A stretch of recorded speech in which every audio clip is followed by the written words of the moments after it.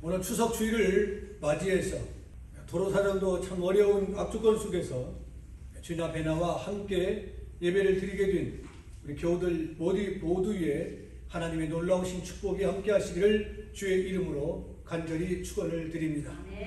오늘은 지난 주일에 이어서 날마다 예수님을 닮읍시다라는 설교의 제목으로 함께 은혜를 나누고자 합니다. 예수님의 마음을 품고 예수님을 닮아가는 여러분 모두가 되시기를 주의 이름으로 축원을 드립니다. 오늘 본문 8절을 보니 예수 그리스도는 어제나 오늘이나 영원토록 동일하시다라고 말씀하고 있습니다. 어제는 과거를 말하고 오늘은 현재를 말하고 그리고 영원토록이란 미래를 말합니다. 예수님은 과거와 현재와 미래를 초월하여 계시는 영원한 존재여 하나님이십니다.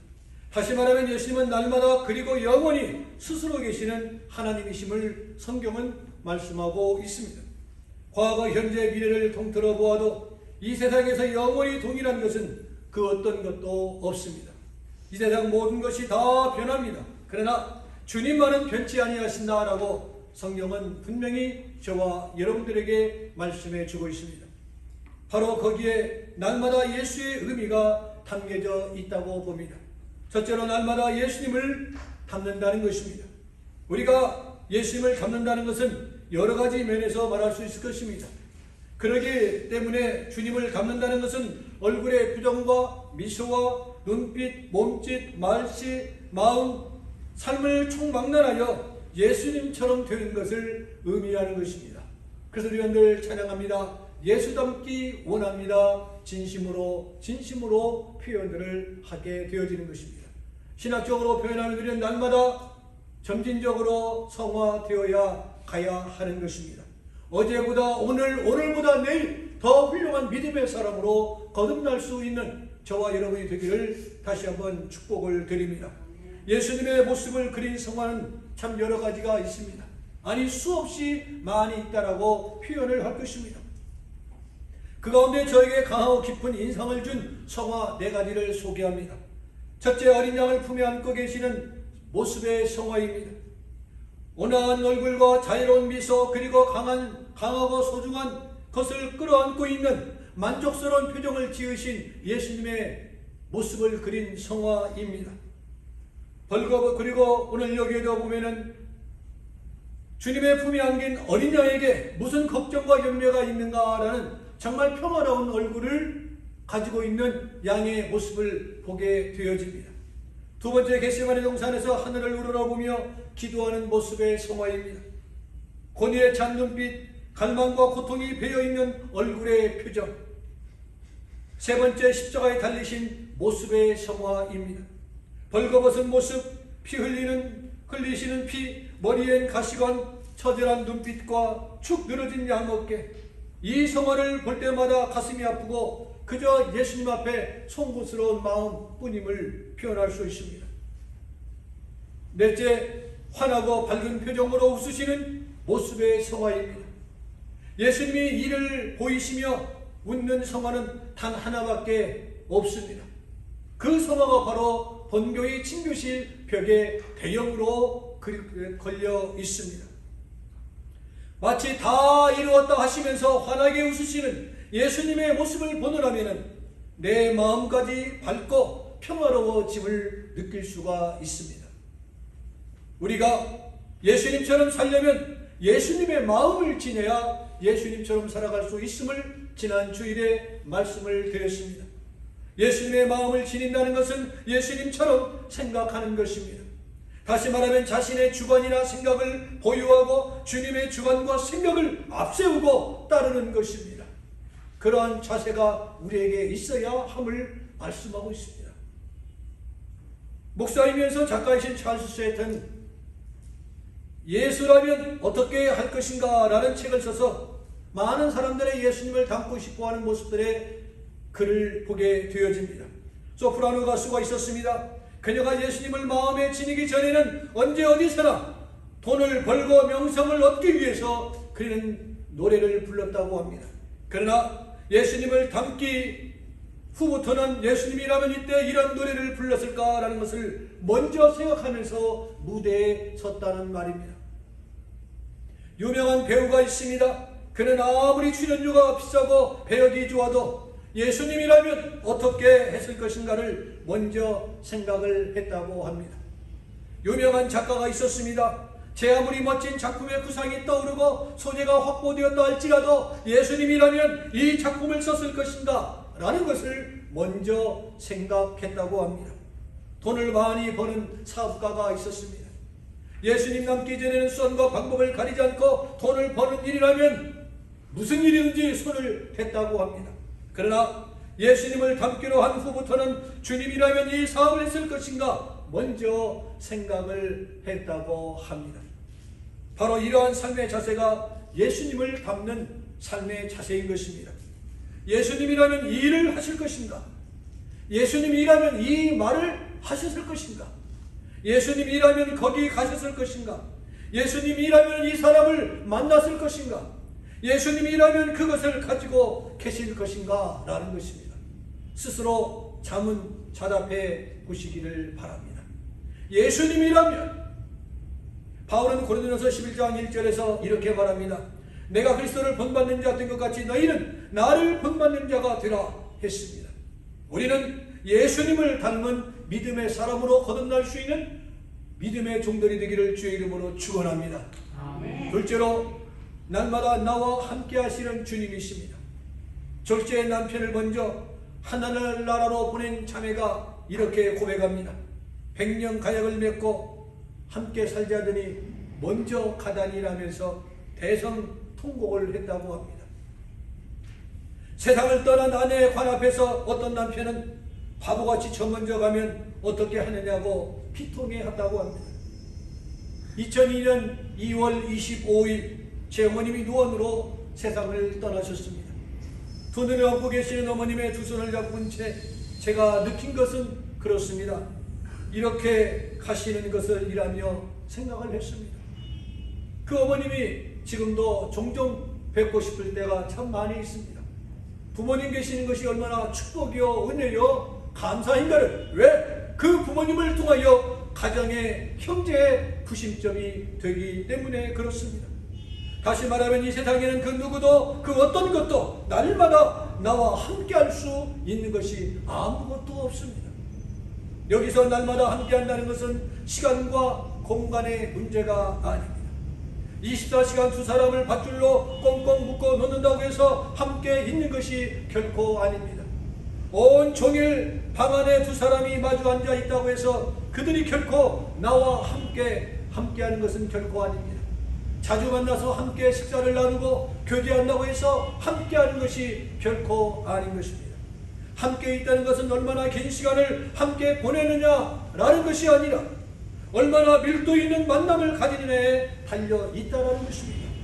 바로 그것이 주님과 세상과의 다른 점이다라는 것을 여러분 기억하시기 바랍니다. 주님은 언제나 나와 함께 하십니다. 어제도 오늘도 내일도 나와 함께 하십니다. 주님은 단 한 번도 나를 떠나친 적이 없습니다. 내가 주님을 외면했을지언정 잃어버렸을지언정 망각했을지언정 주님은 단 한 번도 성경은 표현합니다. 졸지도 주무시지도 아니하시는 하나님 지금부터 영원토록 내가 너와 함께 하신다고 말씀하여 주신 그 주님을 여러분 기억하시기 바랍니다. 주님께서 날마다 나와 함께 하신다는 것은 다음과 같은 의미를 갖고 있습니다. 첫째, 날마다 나를 지키신다는 것이고, 둘째, 날마다 나를 인도하신다는 것이며, 셋째, 날마다 쓸 것을 공급하시는 하나님이다라는 것입니다. 코로나 바이러스로 인하여 힘들고 어려운 시간을 보내지만 어떻게 보낼까, 어떻게 살까 난감했지만은 지나가 보면은 모두가 하나님의 은혜인 줄로 믿습니다. 70여 명이 사망이 있었습니다. 지금도 진행형입니다. 내가 생존할 수 있을까? 이겨낼 수 있을까? 견딜 수 있을까? 감당할 수 있을까? 생각하지만은 지금까지 감당하고 오신 것을 이겨낼 수 있는 것을 하나님의 은혜요 축복이라고 생각을 합니다. 진정부의 가슴으로 지금까지 지내온 것 주의 크신 은혜라고 우리가 신앙을 고백하고 있는가 한 번쯤 물어보아야 할 필요성이 있습니다. 함께 하시는 하나님, 나의 힘과 용기를 불어넣어 주시는 하나님, 오늘 꼭 결코 넘어지지 않고 이겨내게 하여 주신 그 하나님의 은혜를 얼마나 고마운 마음으로 지내고 있습니까? 우리의 진정 감사하는 마음이 이 아침에 우리 모두에게 있기를 원합니다. 추수감사주의를 맞이하여 진정 우리에게 감사하는 마음이 있기를 원합니다. 하나님의 은혜와 부모님의 은혜와 주변 사람의 은혜에 다시 한번 감사하면서 고마운 마음을 품고 중추절 주일 예배를 드릴 수 있는 저와 여러분이 되기를 간절히 희망합니다. 우리 교회 주방에는 상업용 가스레인지가 있습니다. 최근에 구입해서 아주 불빛이 좋습니다. 화력이 아주 좋습니다. 호스를 통해 24시간 도시가스를 공급받고 있습니다. 언제든지 가스레인지의 스위치만 돌리면 파란 불이 가스불이 켜지게 되어 있습니다. 그런데 가스 사고 예방을 위해서 호스 중간에 밸브를 만들어 사용하지 않을 때는 잠가 놓도록 장치되어 있습니다. 밸브를 잠가 놓은 채 렌즈에 불을 붙이고 한다고 해서 불이 붙는 것이 결코 아닙니다. 주님의 은혜와 사랑은 24시간 365일 풍성하게 우리에게 공급되고 있습니다. 중단하심이 없습니다. 모자람이 없습니다. 그러나 가스호스의 밸브를 잠가 놓듯이 은혜와 사랑의 공급로를 차단해 버리고 막아 버리면 하나님의 은혜와 사랑과 축복은 임하지 못한다는 것입니다. 내 마음을 닫아버리면 하나님의 역사가 나와는 상관이 없게 되어진다라는 것을 기억하시기 바랍니다. 하나님과 나와의 통로가 늘 24시간 365일 소통할 수 있도록 마음의 문을 열어놓을 수 있는 좋은 습관을 키우는 여러분이 되기를 진정 원합니다. 매일같이 새벽자단을 쌓고 매일같이 기도하고 말씀과 함께해도 우리는 주님과의 소통이 이루어지는 것이 결코 쉬운 것이 아닙니다.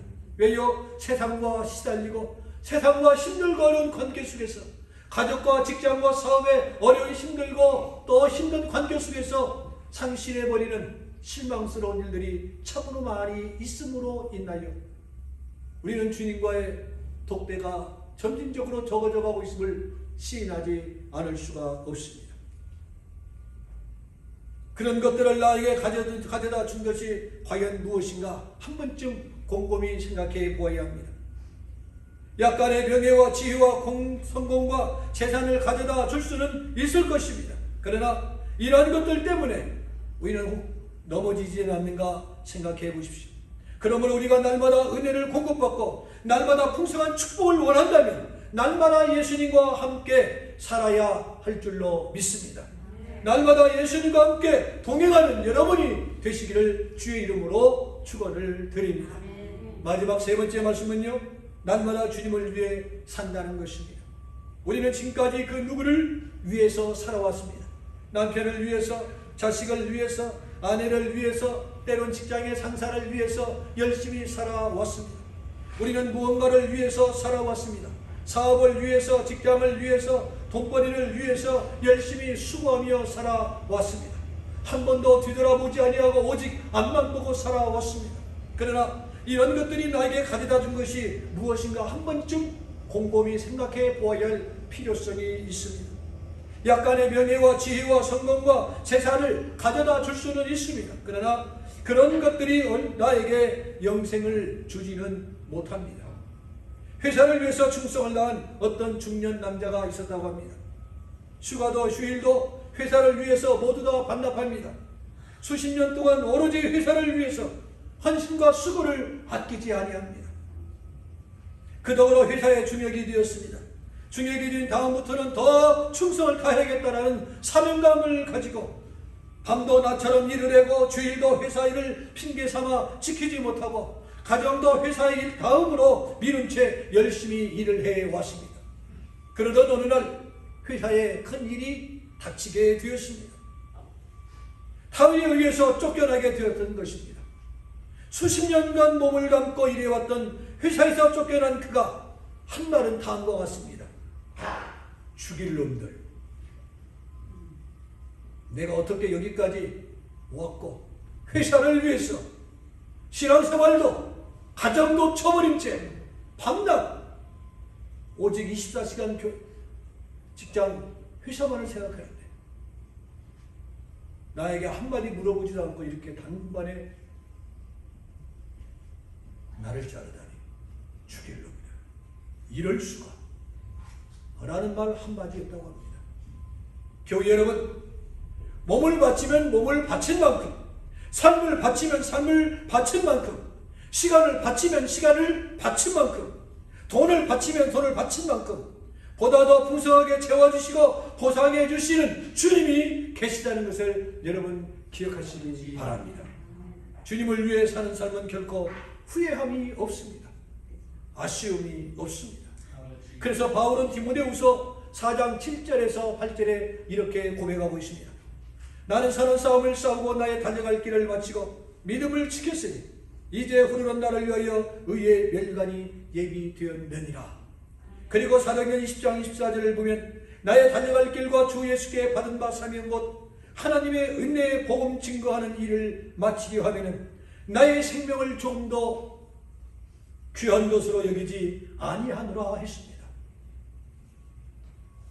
내가 내 돈 주고 옷을 사서 입으면 기분이 참 좋습니다. 새 옷을 입은 것처럼 기분 좋을 일이 어디에 있겠습니까? 오늘도 여러분 제 모습을 보고 깜짝 놀라신 분도 있을 수도 있으실 거예요. 내일 모레, 한국은 내일 추석입니다. 그래서 추석이니까 미국에 지내지도 않지만은 추석이니까 또 한번 개량 한복이라도 어느 교우가 주신 분인데 한번 입어보자. 입었습니다. 여러분이 어울린지 안 어울린지는 모르겠지만 추석을 알려드리기 위해서 내가 사서 입는 것도 귀하고 신나는 일이지만 누군가가 줘서 입을 때 참 신나는 일들 중에 하나가 아닐 수 없습니다. 그런데요, 내가 돈 주고 사는 것보다 내가 누군가가 도와주면 그분은 옷을 입은 것보다 더 기쁘고 행복할 것입니다. 내가 선물 받고 내가 사고 내가 선물 받아서 입는 것도 소중한 일이지만 내가 누군가에게 도움을 주고 누군가에게 내가 도와줄 수 있다면 그것처럼 행복한 것이 없습니다. 내가 대접받는 것도 행복한 일이지만 내가 누군가가 대접할 때 더 기쁘고 즐거울 수가 없습니다. 교회 여러분, 주님을 위해 쓰는 시간과 돈과 재능은 참으로 값진 것입니다. 이래도 저래도 지나갈 나의 한평생을 사는 삶이라면 주님을 위해 쓰고 바치는 삶보다 더 고귀한 삶이 결코 어디에 있겠습니까? 코로나 기간 동안 우리는 교회에 많은 일들을 했습니다. 기간이 아닐 때보다, 어려움이 없을 때보다 어려운 가운데 많은 것들을 고치고 많은 것들을 개선해 나가고 있음을 보게 되어집니다. 아마 목사가 앞장서서 이런 일들을 했더라면 목사님은 지금 시기가 어느 시기인데 때가 어느 때인데 이렇게 자꾸 일을 벌려나가는가 라고 할 수 있을 것입니다. 그런데 참으로 고맙고 감사하는 것은 교우들 가운데서 이렇게 뭔가 해보려고 뭔가 어려운 가운데서 결코 주저하지 아니하고 결코 포기하지 아니하고 결코 외면하지 아니하고 정말 주님을 사랑하는 마음으로 어려운 가운데 교회를 위해서 시간과 돈과 재능을 바친 교우들을 정말 응원하지 않을 수가 없습니다. 하나님이 기억하시고 만복으로 채워주실 줄로 믿습니다. 오늘부터 날마다 예수로 삽시다. 오늘부터 날마다 예수를 닮아가려고 한번 노력해 봅시다. 날마다 예수님의 마음을 품고 날마다 예수님을 닮아 갑시다. 날마다 예수님의 예수로 천국을 이루어 나가는 여러분 모두가 되시기를 주님의 이름으로 간절히 축원을 드립니다. 이제는 우리 주 예수 그리스도의 은혜와 성부 하나님의 무한하옵신 사랑하심과 성령님의 교통, 교제, 역사, 인도, 충만하심의 은총이 오늘 주 앞에 나와 날마다 예수로 충만하기를 원하는 모든 종들 위에, 가정 위에, 임중영 선교사님을 비롯 각 오지에서 복음을 증가하는 선교사님들과 가정과 선교지 위에 이제부터 영원토록 함께 있을지어다. 아멘.